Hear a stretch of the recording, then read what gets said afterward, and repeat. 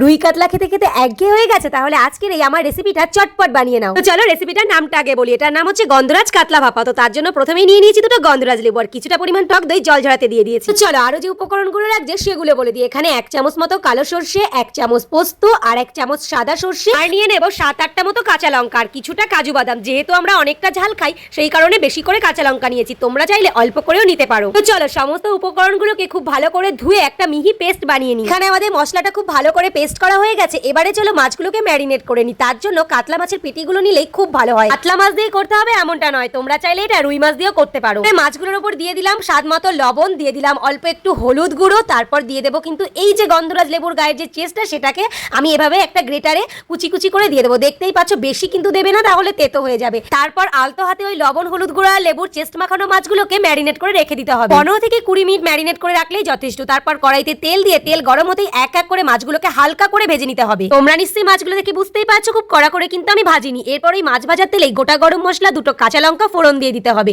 হালকা একটা স্মেল বেরোলেই এতে আমি সমস্ত বেটে রাখা যে পেস্ট সেটাকে দিয়ে দেবো। দেওয়ার পর প্রথম দিকে একটু হাই আছে এটাকে ভালো করে কষিয়ে নেব, তারপর কিন্তু আঁচটাকে লো করে দেবো। যেহেতু কাজু বাদাম বাটা আছে ঘন ঘন কিন্তু এটাকে কষাতে হবে, নয়তো কড়াইয়ের নিচে লেগে যাবে। এই পাচ্ছ হাতের সময় নিয়ে লো আছে কিন্তু আমি অনেকটা সময় কষানোর পর সবশেষে দিয়ে দিলাম টক দইটা। টক দইটা দিয়েও খুব ভালো করে কষিয়ে কাঁচা সর্ষের তেল এতে দিয়ে দেবো। এবার দিয়ে দেবো স্বাদ মতো লবণ। তারপর আরো কিছুক্ষণ কষানোর পর এবারে যে ভেজে রেখেছিলাম সেই মাছগুলোকে ওর ভেতরে ছেড়ে দেবো। দিয়ে মাছের সঙ্গে খুব আলতো করে কষিয়ে নেবো। যেহেতু মাছগুলো খুব কড়া করে ভাজা হয়নি সেহেতু ভেঙে যাওয়ার চান্স থাকে, তাই হালকা করে কিন্তু এইভাবে কষাতে কষাতেই মাছগুলো রান্না হয়ে যাবে। এতে কিন্তু আর একটু জল দেওয়ার কোনো দরকার নেই। তারপর ওপর থেকে একটু গন্ধরাজ লেবুর রস চিপে দিয়ে এটাকে আর 2 মিনিট আমি ঢাকা দিয়ে দেবো।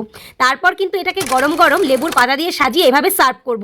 দেখতে যতটা টেস্টি হয়েছে খেতে কিন্তু তার থেকে অনেক বেশি স্বাদ হয়েছিল।